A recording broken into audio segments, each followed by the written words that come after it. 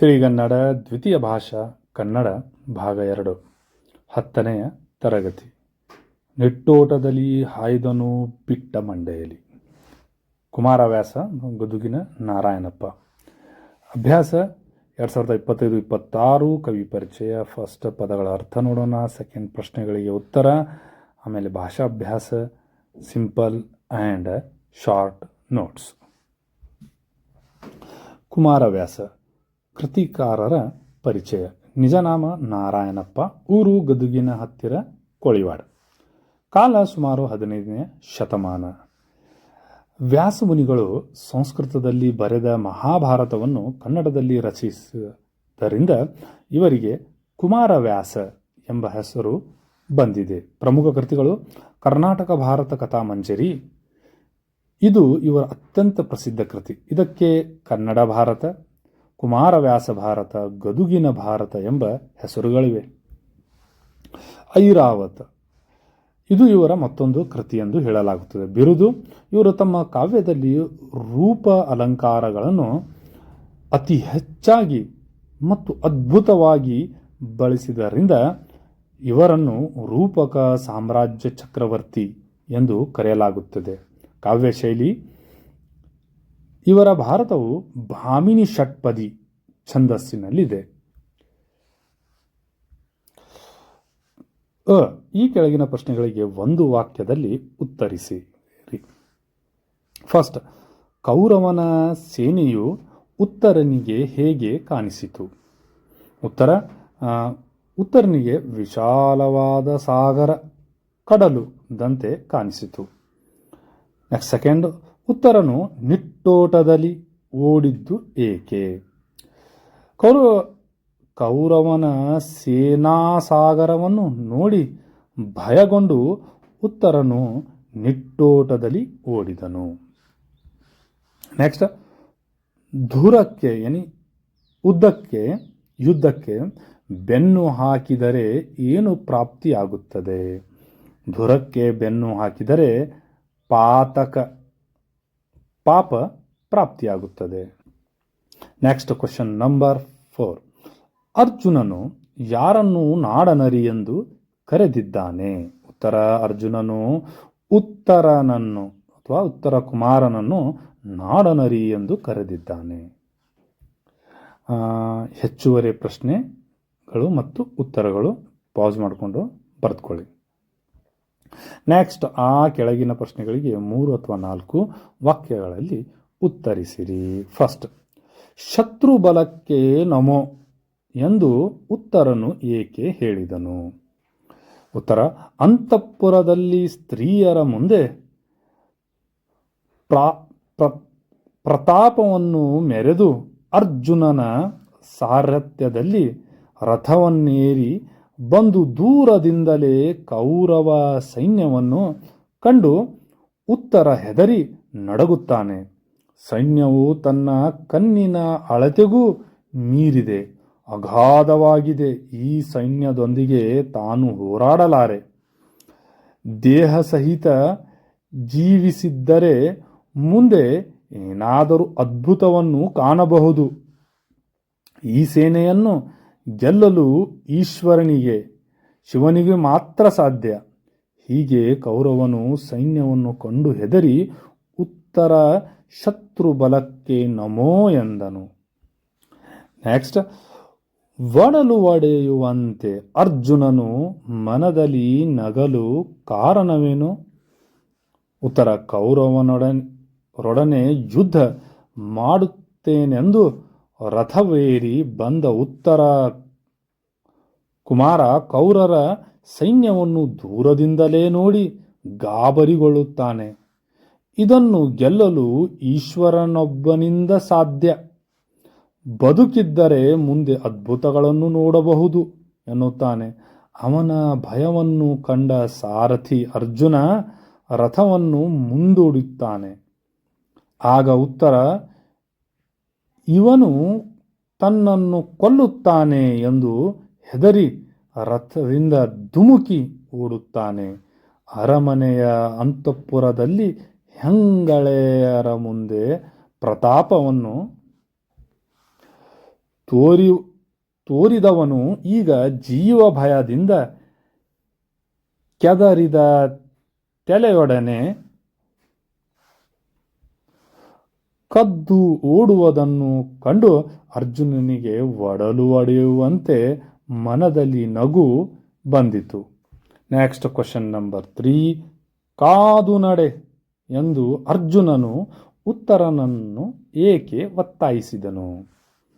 ಉತ್ತರನ ಹೇಡಿತನವನ್ನು ಕಂಡು ಅರ್ಜುನನಿಗೆ ನಗು ಬಂತು, ಕೋಪವೂ ಬಂದಿತು.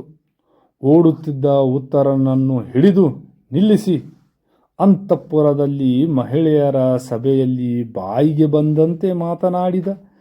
ನಿನಗೆ ಈಗ ಯುದ್ಧ ಮಾಡಿದ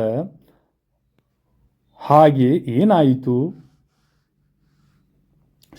ಶತ್ರು ಸೈನ್ಯವನ್ನು ಸೋಲಿಸದೆ ಊರು ನರಿಯ ಹಾಗೆ ಹಲ್ಲು ಗಿಂಜಲು ನಾನು ಬಿಡುವುದಿಲ್ಲ. ಯುದ್ಧ ಮಾಡು, ನಡೆ ಎಂದು ಗದರಿದ. ಬರಿಯ ಬಾಯಿ ಬಡಾಯಿಯಲ್ಲ, ತೋಳುಗಳಲ್ಲಿಯೂ ಅದನ್ನು ತೋರಿಸು ಎಂದು ಅರ್ಜುನ ಉತ್ತರನಿಗೆ ಒತ್ತಾಯ ಮಾಡಿದನು. ನೆಕ್ಸ್ಟ್, ಈ ಕೆಳಗಿನ ಪ್ರಶ್ನೆಗಳಿಗೆ 8 ಅಥವಾ 10 ವಾಕ್ಯದಲ್ಲಿ ಉತ್ತರಿಸಿ. ಮೊದಲನೇ ಪ್ರಶ್ನೆ, ಅರ್ಜುನ ಮತ್ತು ಉತ್ತರ ಇವರ ಸಂಭಾಷಣೆಯ ಸ್ವಾರಸ್ಯವನ್ನು ಬರೆಯಿರಿ. ಗೋಗ್ರಹಣ ಮಾಡಿರುವ ಕೌರವನು ಸದೆಬಡೆದು ಗೋವುಗಳನ್ನು ಬಿಡಿಸಿಕೊಂಡು ಬರುವುದು ಹೆಂಗಳೆಯರ ಎದುರು ಪೌರುಷಗಳ ಮಾತುಗಳನ್ನಾಡಿ ರಥವೇರಿ ಹೊರಟ ಉತ್ತರ ದೂರದಿಂದಲೇ ಕೌರವರ ಸೈನ್ಯವನ್ನು ಕಂಡು ಕಂಗಾಲಾಗುತ್ತಾನೆ. ಈ ಸೈನ್ಯದ ಅಂಚೆಯ ತುದಿಯೇ ನನ್ನ ದೃಷ್ಟಿಗೆ ಗೋಚರವಾಗುತ್ತಿಲ್ಲ. ಈ ಸೈನ್ಯ ಸಾಗರವನ್ನು ನನ್ನಿಂದ ಈಜಾಡಲಾಗದು. ಜೀವ ಸಹಿತ ಇದ್ದರೆ ಮುಂದೆ ಯಾವ ಅದ್ಭುತಗಳನ್ನಾದರೂ ಕಾಣಬಹುದು. ಭೂಮಾತೆಯೇ ಈ ಸೈನ್ಯವನ್ನು ಹೆತ್ತಿರುವಂತೆ ತೋರುತ್ತದೆ. ಈ ಸೈನ್ಯದೊಂದಿಗೆ ಶಿವನು ಮಾತ್ರ ಕಾದವಲ್ಲ. ನಾವು ಯುದ್ಧ ಮಾಡಿ ಗೆದ್ದ ಹಾಗೆಯೇ ಎಂದು ಉತ್ತರ ಭಯದಿಂದ ಹೇಳಿಕೊಳ್ಳುತ್ತಾನೆ. ಅವನ ಮಾತನ್ನು ಆಲಿಸಿದ ಸಾರಥಿಯಾದ ಅರ್ಜುನ ರಥವನ್ನು ಶತ್ರು ಸೈನ್ಯದತ್ತ ಸ್ವಲ್ಪ ಮುಂದಕ್ಕೆ ನಡೆಸುತ್ತಾನೆ. ಆಗ ಮತ್ತಷ್ಟು ಅಂಜಿದ ಉತ್ತರ ಸಾರಥಿಯು ನನ್ನನ್ನು ಕೊಲ್ಲುತ್ತಾನೆ ಎನ್ನುತ್ತಾ ಉಟ್ಟ ಪಂಚೆಯನ್ನು ಸರಿಪಡಿಸಿಕೊಳ್ಳುತ್ತಾ ರಥದ ಹಿಂದಕ್ಕೆ ಸರಿದು ಧುಮುಕಿ ಓಡುತ್ತಾನೆ. ಇನ್ನೂ ಬದುಕಿದೆನೆಂದುಕೊಳ್ಳುತ್ತಾನೆ. ಓಡುತ್ತಿದ್ದ ಉತ್ತರನ ಬೆನ್ನು ಹತ್ತಿ ಅರ್ಜುನ ಅವನನ್ನು ಹಿಡಿದು ನಿಲ್ಲಿಸುತ್ತಾನೆ. ಮನದಲ್ಲಿಯೇ ಹೊಟ್ಟೆ ಬಿರಿಯುವಂತೆ ನಗುತ್ತಾ ಗದರಿಸುತ್ತಾನೆ. ಏನಯ್ಯ, ಆಗ ಮಹಿಳೆಯರ ಸಭೆಯಲ್ಲಿ ಬಾಯಿಗೆ ಬಂದಂತೆ ಕೊಚ್ಚಿಕೊಂಡೆಯಲ್ಲ? ಈಗ ಈ ಯುದ್ಧದ ಸಮಯದಲ್ಲಿ ಅದು ಎಲ್ಲಿ ಹೋಯಿತು? ಶತ್ರು ಸೈನ್ಯವನ್ನು ಧ್ವಂಸ ಮಾಡದೆ ನಾಡನರಿಯಂತೆ ಹಲ್ಲುಗಳನ್ನು ತೋರಿಸಲು ನಿನಗೆ ನಾನು ಬಿಡುವೆನೆಂದು ಭಾವಿಸುತ್ತಿರುವಿಯಾ? ನಡೆ, ಯುದ್ಧ ಮಾಡು ಎಂದು ಅರ್ಜುನನು ಉತ್ತರನಿಗೆ ಗದರಿಸುತ್ತಲೇ ಹೇಳುತ್ತಾನೆ. ಆಗ ಉತ್ತರ, ಯುದ್ಧ ಮಾಡದೆ ಪಲಾಯನ ಮಾಡಿದ ಪಾಪವನ್ನು ಬ್ರಾಹ್ಮಣರು ಪರಿಹರಿಸುತ್ತಾರೆ. ಬದುಕಿದ್ದಾಗಲೇ ಅಶ್ವಮೇಧ ಯಾಗವನ್ನು ಮಾಡಿ ಆ ಫಲವನ್ನು ಪಡೆಯಬಹುದು, ಇಂದ್ರ ಪದವಿಯನ್ನು ಪಡೆಯಬಹುದು. ನಮಗೆ ದೇವತಾ ಸ್ತ್ರೀಯರು ಬೇಕಾಗಿಲ್ಲ. ನಮ್ಮ ಅರಮನೆಯಲ್ಲಿರುವ ನಾರಿಯರೇ ಸಾಕು. ಇಂದ್ರ ಪದವಿಯೂ ಬೇಡ. ನಮ್ಮ ಅರಸುತನವೇ ನಮ್ಮ ಇಂದ್ರ ಪದವಿಯಾಗಿದೆ. ದಯವಿಟ್ಟು ನನ್ನನ್ನು ಬಿಟ್ಟು ಬಿಡು ಎಂದು ಅರ್ಜುನನಲ್ಲಿ ಕೇಳಿಕೊಳ್ಳುತ್ತಾನೆ. Next question number 2. ಅರ್ಜುನ ಮತ್ತು ಉತ್ತರನ ಗುಣ ಸ್ವಭಾವಗಳಲ್ಲಿ ಯಾವ ವ್ಯತ್ಯಾಸಗಳು ಕಂಡುಬರುತ್ತಿವೆ? ಉತ್ತರ, ಅರ್ಜುನನ ಪರ ಇಂಗಿತವನ್ನು ಅರಿಯಬಲ್ಲನಾಗಿದ್ದ ಉತ್ತರನ ಪೌರುಷ ಪ್ರತಾಪಗಳ ಪರಿಚಯ ಅವನಿಗಿತ್ತು. ಅವನು ಮಹಿಳೆಯರ ಮುಂದೆ ಆಡಿದ ಮಾತುಗಳನ್ನು ಆಲಿಸಿದ ಸೈನ್ಯವನ್ನು ಕಂಡೊಡನೆ ಹೆದರಿ ಅವನ ಹೇಳಿದ ಮಾತುಗಳನ್ನು ಸಾರಥಿಯಾಗಿದ್ದ ಅರ್ಜುನನ ಗಮನಿಸಿದ. ಅರ್ಜುನ ಭಯಪಡಲಿಲ್ಲ, ರಥವನ್ನು ಮುಂದಕ್ಕೆ ನಡೆಸಿದ. ಉತ್ತರನ ಭಯ ಪ್ರಕಟವಾಗುವಂತೆ ಅವನು ಎಂತಹ ಮಹಾವೀರ ಎನ್ನುವುದು ಎಲ್ಲರ ಗಮನ ಬರುವಂತೆ ಮಾಡಿದ. ರಥವನ್ನು ನಿಲ್ಲಿಸಿ ಓಡುತ್ತಿದ್ದ ಉತ್ತರನನ್ನು ಹಿಡಿದು ಗದರಿಸಿ, ಯುದ್ಧ ಮಾಡಿದಿದ್ದರೆ ಬಿಡನೆ, ನಿನ್ನ ಪೌರುಷ ಅಂತಃಪುರದಲ್ಲಿ ಅಲ್ಲ, ಇಲ್ಲಿ ತೋರಿಸು ಎಂದು ಒತ್ತಾಯಿಸಿದ. ಅರ್ಜುನನ ಇಂಗಿತಾಜ್ಞೆ, ಉತ್ತಮ ಸಾರಥಿ, ಧೈರ್ಯಶಾಲಿ, ಯುದ್ಧವೀರನಾಗಿದ್ದ. ಕೌರವರ ಸೈನ್ಯವನ್ನು ಕಂಡು ಉತ್ತರನಂತೆ ಹೆದರಿ ಅವನು ಓಡಲಿಲ್ಲ. ಉತ್ತರನು ಅಂತಃಪುರದಲ್ಲಿ ಮಹಿಳೆಯರ ಮುಂದೆ ತನ್ನ ಶೌರ್ಯದ ಬಗೆಗೆ ಹರಟಬಲ್ಲನಾಗಿದ್ದ. ಅವರ ಮೆಚ್ಚುವಂತೆ ಮಾತನಾಡುವ ಚಾತುರ್ಯ ಅವನಲ್ಲಿತ್ತು. ಆದರೆ ಸೈನ್ಯವನ್ನು ಸಮೀಪಿಸುವ ಮೊದಲೇ ಹೆದರಿ ಓಡುವ ಸ್ವಭಾವ ಅವನದಾಗಿತ್ತು. ಅರ್ಜುನ ಹೆಂಗಸಿದ್ದರೂ ಗದರಿದರೂ ಅವನು ಯುದ್ಧ ಮಾಡಲು ಸಿದ್ಧನಾಗಲಿಲ್ಲ. ಹಂಗಸಿದರು. ಯುದ್ಧಕ್ಕೆಂದು ಬಂದು ಶತ್ರು ಸೈನಿಕರು ಸೈನ್ಯದಲ್ಲಿದ್ದ ಮಹಾವೀರರು ನೋಡುತ್ತಿರುವಂತೆಯೇ ರಥದಿಂದ ಹಾರಿ ಜೀವ ಉಳಿಸಿಕೊಳ್ಳಲು ರಣಹೇಡಿಯಂತೆ ಓಡಲು ಅವನು ಹೇಸಲಿಲ್ಲ. ಉತ್ತರ ಅಷ್ಟೊಂದು ಅಂಜುಕಳಿಯಾಗಿದ್ದ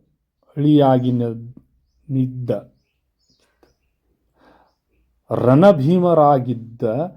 ಸಾವಿನ ಭಯ, ಬದುಕುವ ಆಸೆ ಅವನಲ್ಲಿ ಅತಿಯಾಗಿತ್ತು. ಜೀವಿಸುವುದಕ್ಕಾಗಿ ಅವನು ಮಾನಗೆಡಲು ಸಿದ್ಧನಾಗಿದ್ದನೆನ್ನುವುದನ್ನು ಅವನು ವರ್ತನೆಯಿಂದಲೇ ಗುರುತಿಸಬಹುದು. ಈ ಸಂದರ್ಭದೊಡನೆ ವಿವರಿಸಿರಿ. ಶಿವ ಶಿವ ಕಾದಿಗೆಲ್ದೆವು. ಕುಮಾರವ್ಯಾಸನ ಕರ್ನಾಟಕ ಭಾರತ ಕಥಾಮಂಜರಿ ಇಂದ ಆಯ್ದು ನಿಟ್ಟೋಟದಲ್ಲಿ ಹಾಯ್ದನು ಬಿಟ್ಟ ಮಂಡೆಯಲ್ಲಿ ಪದ್ಯ ಭಾಗದಿಂದ ಈ ವಾಕ್ಯವನ್ನು ಆರಿಸಲಾಗಿದೆ. ಇದು ಕೌರವ ಸೈನ್ಯವನ್ನು ಕಂಡ ಉತ್ತರನ ಉದ್ಗಾರವಾಗಿದೆ. ಗೋಗ್ರಹಣ ಮಾಡಿರುವ ಕೌರವರನೊಡನೆ ಯುದ್ಧ ಮಾಡಿ ಸೋಲಿಸುವುದಾಗಿ ಅಂತಃಪುರದವರ ಮುಂದೆ ತನ್ನ ಪ್ರತಾಪವನ್ನು ಹೇಳಿಕೊಂಡ ಉತ್ತರ ಅರ್ಜುನನ ಸಾರಥ್ಯದಲ್ಲಿ ರಥವೇರಿ ಬರುತ್ತಾನೆ. ದೂರದಿಂದಲೇ ಕೌರವರ ಸೈನ್ಯದ ಮಹಾಸಾಗರವನ್ನು ನೋಡುತ್ತಾನೆ. ಅವನ ಉತ್ಸಾಹವೆಲ್ಲ ಇಳಿದು ಭಯಭೀತನಾಗುತ್ತಾನೆ. ಈ ಸೈನ್ಯದೊಂದಿಗೆ ಹೋರಾಡಲು ಈಶ್ವರನಿಗೆ ಮಾತ್ರ ಸಾಧ್ಯ. ನಾವು ಯುದ್ಧ ಮಾಡಿ ಗೆದ್ದ ಹಾಗೆಯೇ ಎಂದು ತೀರ್ಮಾನಿಸುತ್ತಾನೆ. ಸೇನೆಯನ್ನು ನೋಡಿದ ಉತ್ತರನಲ್ಲಿ ಇರುವ ಭಯ ಅಂತಕ ಈ ಮಾತಿನಲ್ಲಿ ವ್ಯಕ್ತವಾಗಿದೆ. ಎರಡನೇದು, ನಿಟ್ಟೋಟದಲ್ಲಿ ಹಾಯ್ದನು ಬಿಟ್ಟ ಮಂಡೆಯಲ್ಲಿ. ಕುಮಾರವ್ಯಾಸನ ಕರ್ನಾಟಕ ಭಾರತ ಕಥಾಮಂಜರಿಯಿಂದ ಆಯ್ದ ನಿಟ್ಟೋಟದಲ್ಲಿ ಹಾಯ್ದನು ಬಿಟ್ಟ ಮಂಡೆಯಲ್ಲಿ ಪದ್ಯದಿಂದ ಈ ಸಾಲನ್ನು ಆರಿಸಿಕೊಳ್ಳಲಾಗಿದೆ. ಉತ್ತರನ ಓಟದ ಪರಿಯನ್ನು ಕವಿ ಹೀಗೆ ವರ್ಣಿಸಿದ್ದಾನೆ. ಯುದ್ಧ ಮಾಡಲೆಂದು ರಥವನ್ನೇರಿ ಬಂದ ಉತ್ತರ ದೂರದಿಂದಲೇ ಕೌರವರ ಸೈನ್ಯವನ್ನು ನೋಡಿ ಹೆದರುತ್ತಾನೆ. ಶಿವನೊಬ್ಬನೇ ಇದನ್ನು ಎದುರಿಸಬಲ್ಲ. ನಾವು ಗೆದ್ದ ಹಾಗೇ ಎಂದು ತೀರ್ಮಾನಿಸುತ್ತಾನೆ. ಉತ್ತರನ ಮನಸ್ಸನ್ನು ಅರಿತು ಸಾರಥಿ ಅರ್ಜುನ ರಥವನ್ನು ಮುಂದೆ ನಡೆಸುತ್ತಾನೆ.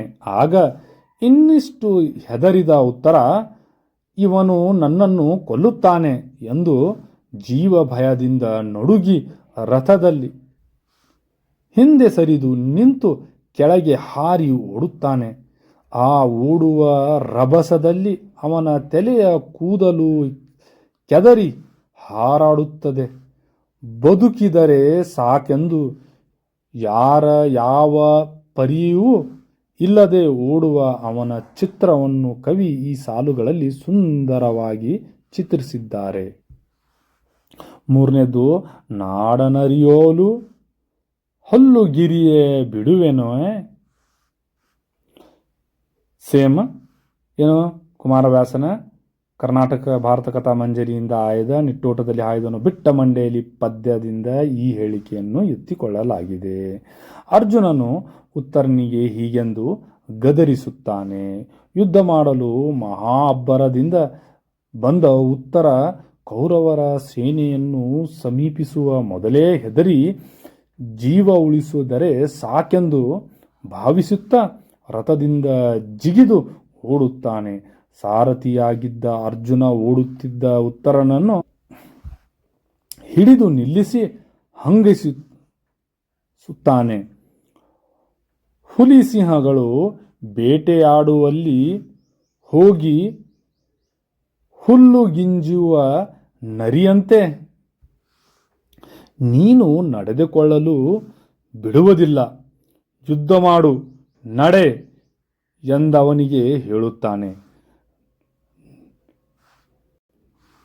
ನರಿಯಿದ್ದು ಸಮಯ ಸಾಧಕ ಬುದ್ಧಿ, ಹಾಗೆಯೇ ನಡೆಯಲು ನಿನಗೆ ಅವಕಾಶ ಕೊಡುವುದಿಲ್ಲವೆಂದು ಅರ್ಜುನನು ಹೇಳುತ್ತಾನೆ.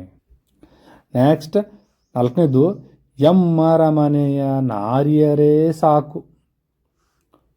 ಕುಮಾರವ್ಯಾಸನ ಕರ್ನಾಟಕ ಭಾರತ ಕಥಾ ಮಂಜರಿಯಿಂದ ಆಯ್ದ ನಿಟ್ಟೋಟದಲ್ಲಿ ಹಾಯ್ದನು ಬಿಟ್ಟ ಮಂಡೆಯಲ್ಲಿ ಪದ್ಯ ಭಾಗದಿಂದ ಈ ಮಾತನ್ನು ಆರಿಸಲಾಗಿದೆ. ಈ ಮಾತನ್ನು ಉತ್ತರನು ಅರ್ಜುನನಿಗೆ ಹೇಳುತ್ತಾನೆ. ಜೀವ ಭಯದಿಂದ ರಣರಂಗದಿಂದ ಓಡಿ ಹೋಗುತ್ತಿದ್ದ ಉತ್ತರನನ್ನು ಅರ್ಜುನ ತಡೆಯುತ್ತಾನೆ. ಶತ್ರುಗಳಿಗೆ ಬೆನ್ನು ತೋರಿದರೆ ಪಾಪ ತಗುಲುತ್ತದೆ. ಯುದ್ಧದಲ್ಲಿ ಮರಣವನ್ನಪ್ಪಿದರೆ ಇಂದ್ರ ಪದವಿ ದೊರೆಯುತ್ತದೆ. ಅಲ್ಲಿ ಸುರರ ಸತಿಯರು ಇರುತ್ತಾರೆ ಎಂದು ಹೇಳಿದಾಗ ಉತ್ತರನು, ನಮ್ಮ ಅರಸುತನವೇ ನಮಗೆ ಇಂದ್ರ ಪದವಿ. ಸುರರ ಸತಿಯರ ಸ್ಥಾನವನ್ನು ನಮ್ಮ ಅರಮನೆಯ ನಾರಿಯರು ತುಂಬುತ್ತಾರೆ. ನನ್ನನ್ನು ಬಿಟ್ಟು ಕಳುಹಿಸು ಎಂದು ಉತ್ತರನು ಕೇಳಿಕೊಳ್ಳುತ್ತಾನೆ. ಯುದ್ಧ ಮಾಡಲು, ಯುದ್ಧದಲ್ಲಿ ಜೀವ ತೆರೆಯಲು ತನಗೆ ಇಷ್ಟವಿಲ್ಲ ಎನ್ನುವುದನ್ನು ಉತ್ತರ ಜಾಣತನದ ಮಾತುಗಳ ಮೂಲಕ ವ್ಯಕ್ತಪಡಿಸಿದ್ದಾನೆ. ಭಾಷಾಭ್ಯಾಸ. ಕೆಳಗಿನ ಪದಗಳಿಗೆ ಸಮಾನಾರ್ಥಕ ಪದಗಳನ್ನು ಬರೆಯಿರಿ. ಇಲ್ಲಿ ಸಮಾನಾರ್ಥಕ ಪದಗಳನ್ನು ನೀಡಿದೆ. ಯುದ್ಧ, ಶಿವ, ಹೆಣ್ಣು, ಭೂಮಿ, ಸೈನ್ಯ. ನೆಕ್ಸ್ಟ್ ಈ ಕೆಳಗಿನ ಪದಗಳಿಗೆ ತತ್ಸಮ ತದ್ಭವ ರೂಪಗಳನ್ನು ಬರೆಯಿರಿ. ಪೊಡವಿ, ಮುಖ, ಅದ್ಭುತ. ನೆಕ್ಸ್ಟ್ ಈ ಕೆಳಗಿನ ಪದಗಳನ್ನು ವಿಗ್ರಹ ವಾಕ್ಯ ಮಾಡಿ ಸಮಾಸದ ಹೆಸರನ್ನು ಬರೆಯಿರಿ. ಇಲ್ಲೇ ನೀಡಲಾಗಿದೆ. ಅರಮನೆ, ವನಜಮುಖಿ, ನಿಟ್ಟೋಟ, ಬಲಗಡಲು. ನೆಕ್ಸ್ಟ್ ಈ ಕೆಳಗಿನ ಅಲಂಕಾರಿ ಪದಗಳನ್ನು ಸಮನ್ವಯಗೊಳಿಸಿ ಅಲಂಕಾರದ ಹೆಸರನ್ನು ತಿಳಿಸುವುದು. ಇಲ್ಲಿ ನೀಡಲಾಗಿದೆ. ಫಸ್ಟ್ ವನಜಮುಖಿ, ಆಮೇಲೆ ನಾಡನರಿ, ಆಮೇಲೆ ಅಂಜಬುರುಕತನ,